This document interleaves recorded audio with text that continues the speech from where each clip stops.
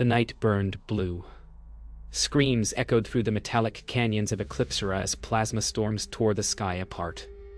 A human soldier dragged a wounded alien from the wreckage. His enemy, her skin lit like fractured glass. He should have left her to die. Instead, he carried her toward the lightless ridge where no one could see what mercy looked like. Who built a war that punishes compassion? Who decided blood must never touch light? Her breath shivered in his arms, whispering a language no human should understand. The air trembled as the stars flickered, like they were watching. She looked at him, eyes reflecting both fear and fate. He felt something ancient shift inside, like destiny had exhaled. And somewhere far above, two suns collided in silence, witness to the crime that would change every law, written in fire. Beneath the wreckage, they found shelter in the hollow of an old transport bay. The air smelled of iron and ozone. Lyra's wounds pulsed with light, the glow reflecting off Eric's armor. He whispered orders to himself, as if control could drown out conscience. She stirred, asking, not in words, but in the trembling light of her veins, if he meant to kill her.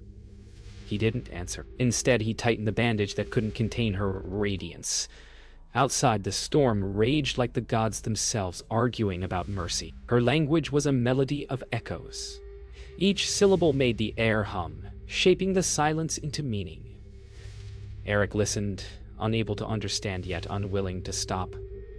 She was thanking him, or cursing him.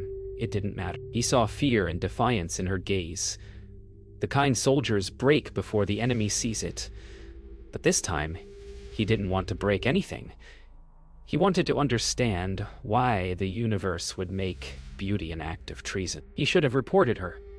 Every instinct screamed for protocol.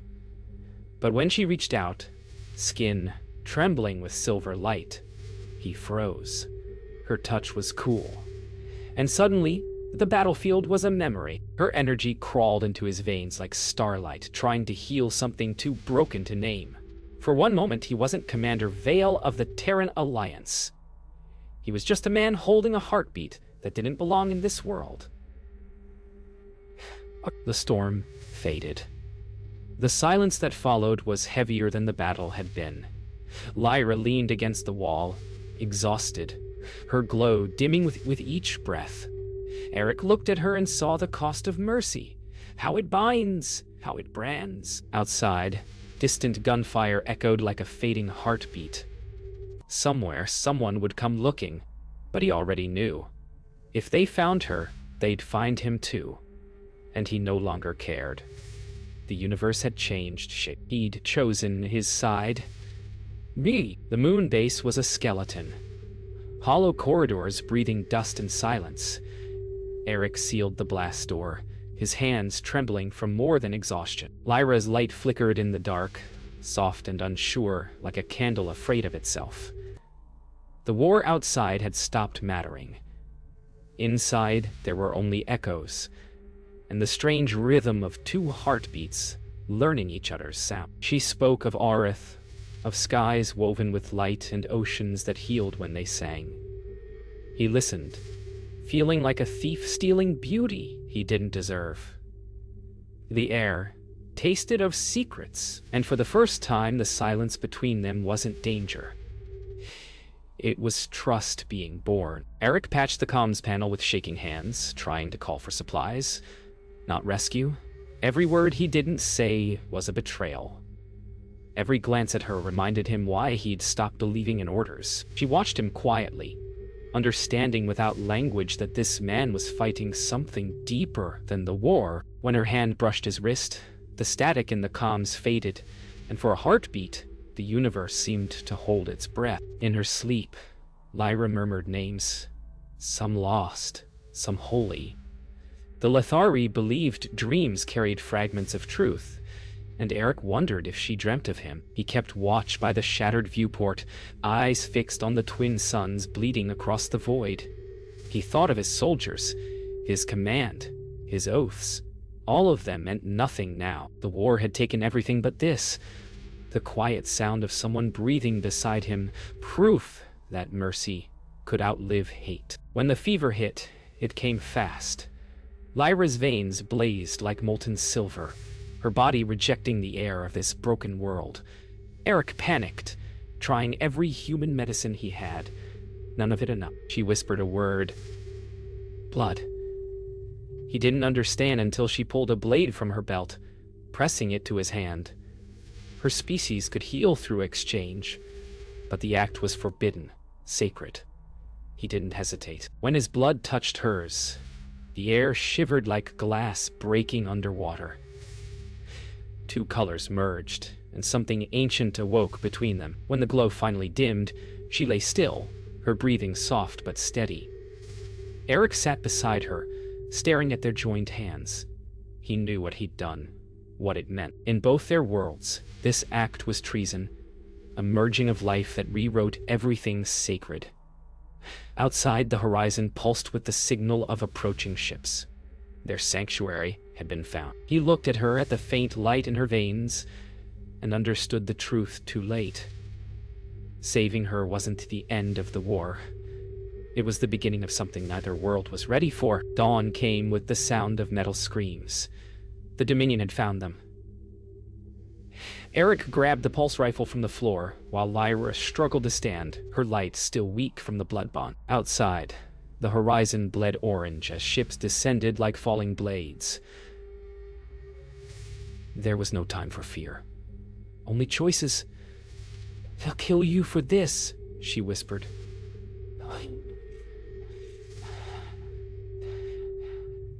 Kill us both, he answered. The base trembled, dust raining down like old ghosts. In that collapsing silence, they didn't run for survival. They ran for each other. They tore through the corridors, feet pounding against rusted steel, every doorway glowing with the flash of pursuit. Eric fired blind into the smoke, guiding her through tunnels mapped only in memory. Lyra's breathing grew heavy, her glow flickered like a dying flame. He didn't look back. If he did, he'd see the soldiers he once led now hunting him. The sound of boots and orders echoed like guilt chasing his name. They reached the hangar, half buried in ice and silence. Eric slammed his hand against the console, trying to wake a ship older than both their wars. Engines coughed, lights flickered. Lyra pressed her hand against the glass canopy. Her touch reignited circuits that should have been dead. Your world runs on machines, she said weakly. Mine runs on memory. The ship hummed, alive again, fused by the strange harmony of their two existences. As they lifted off, the ground split beneath them, fire chasing their shadow into the sky. Eric steered through the wreckage, breath ragged, eyes locked on the stars. Behind them, Lithari fighters flared to life, their wings cutting through clouds of smoke like silver blades. Lyra placed her hand over his chest again, steadying him. Her voice was calm, steady. They will not stop. He smiled. Something between fear and faith. Neither will we. In the silence of space, their pursuers closed in. The stars around them flickered like dying candles.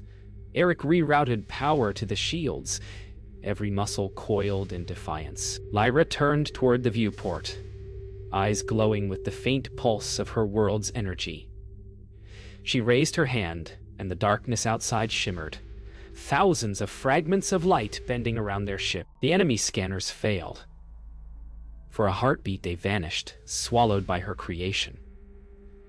How long will it last? Eric asked. Long enough, she whispered. And in that impossible stillness, they disappeared together into the dark. The broadcast began with static. Then her face appeared, Lyra's light spilling through the void, her voice trembling but clear. She spoke not to her people, nor to his, but to anyone still listening in the ruins. She said the war was built on lies, that the convergence was never a curse but a choice. Eric stood behind her, silent, his reflection faint in the glass. When her message reached both fleets, silence followed. A silence heavier than war itself. For the first time in decades, no one fired, and that silence became their weapon. The message spread like fire through vacuum.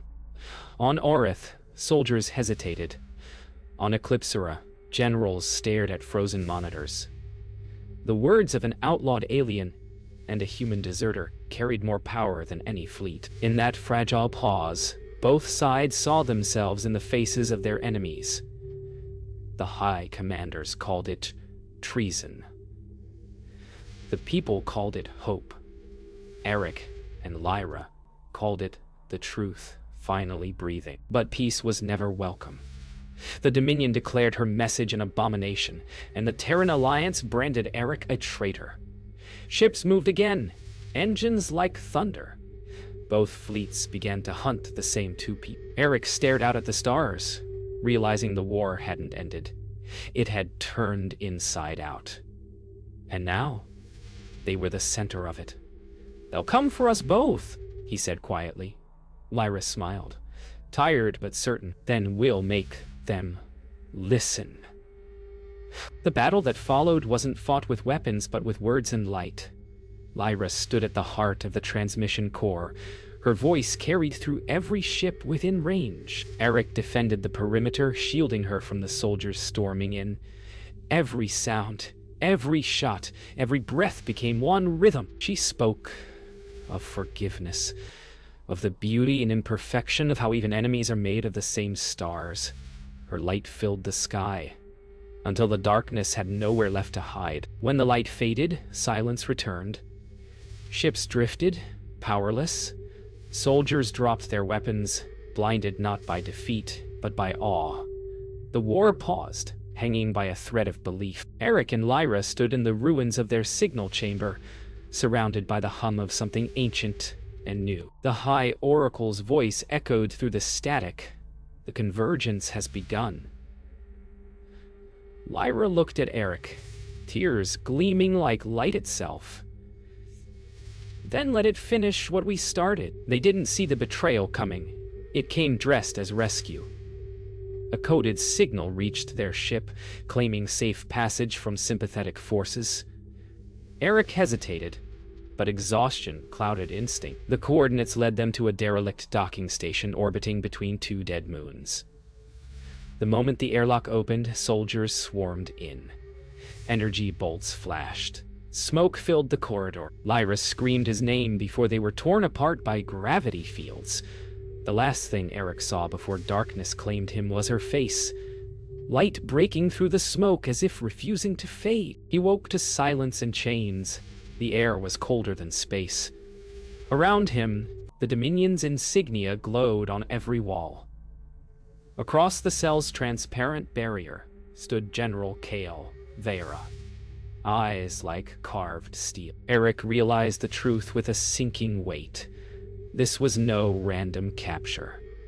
It was family. Kale spoke softly, almost tenderly. "You saved my daughter. For that, I grant you a choice. Be here, or watch her purity erased." Eric said nothing. His silence was his only defiance. Lyra stood before the council, wrists bound in radiant cuffs that dimmed her light.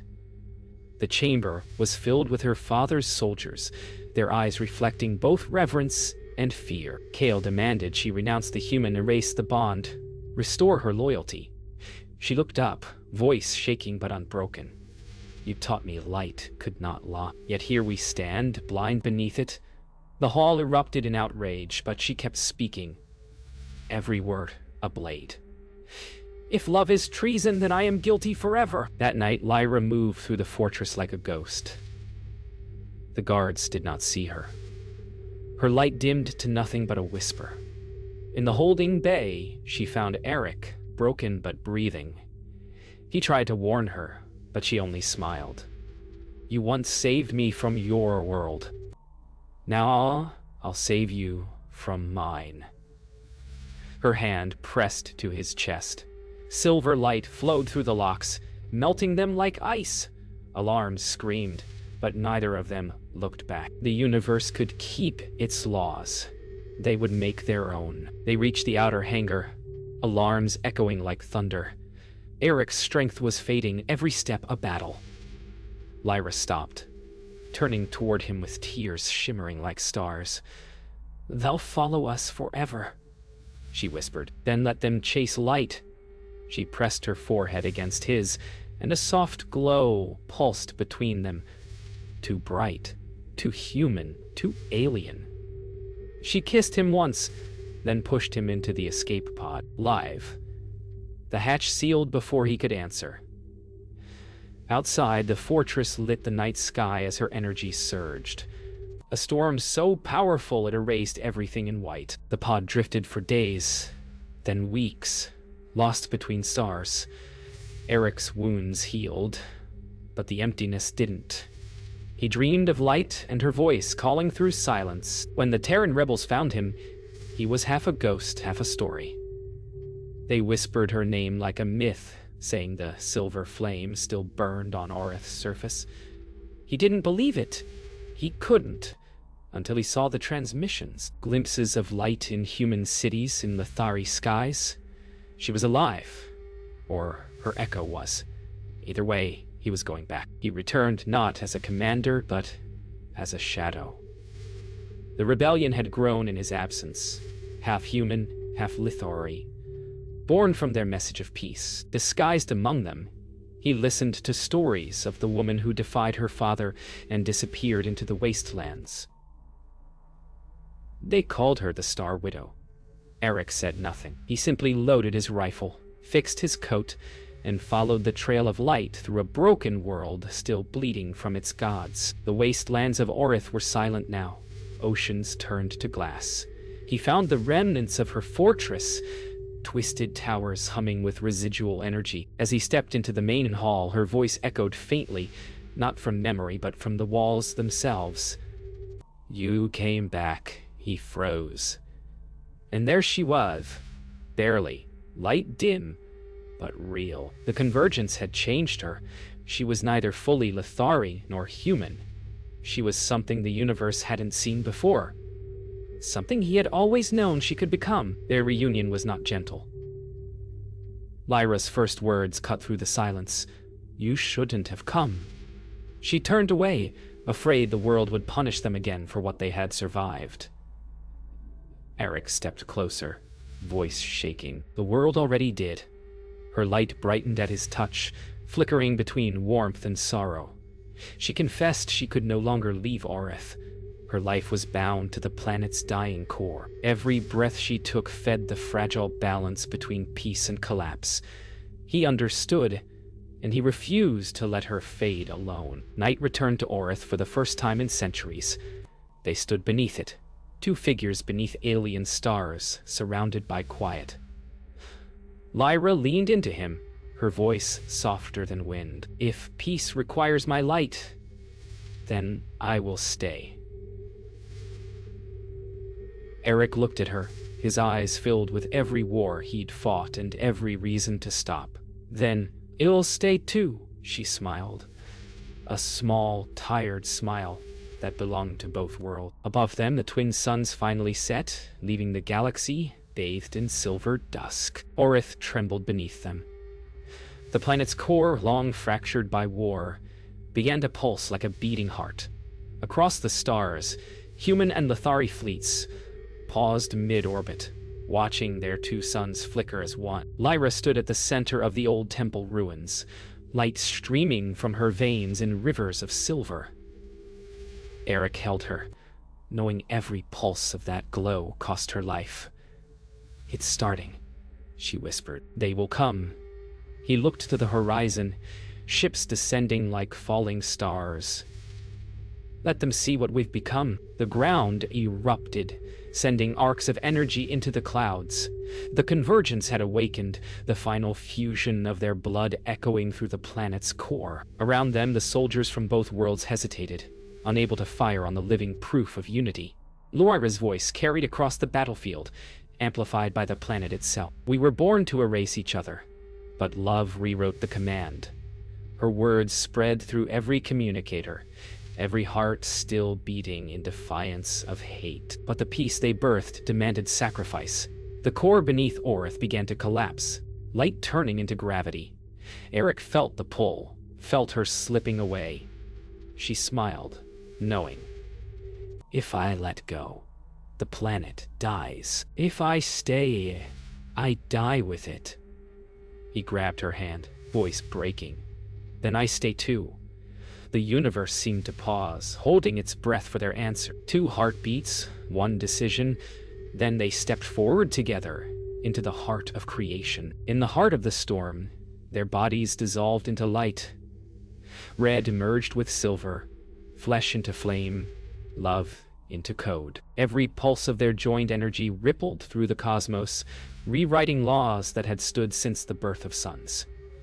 The fleets above watched in awe as the planet stabilized, its sky reborn in hues no spectrum could define. For one instant, all minds shared one vision, the truth of connection beyond species, beyond fear. They had become the bridge the Oracle had foreseen. Years later, children of both worlds played beneath a sky that sang softly at night. They told stories of 2 figures made of light who ended the war and became the stars themselves. On the horizon, the twin suns shone as one, gold streaked with silver. And when the wind passed through the new temples of Oreth, it carried a whisper in 2 voices. We are not gone. We are what comes after. The universe listened, and for the first time it felt alive.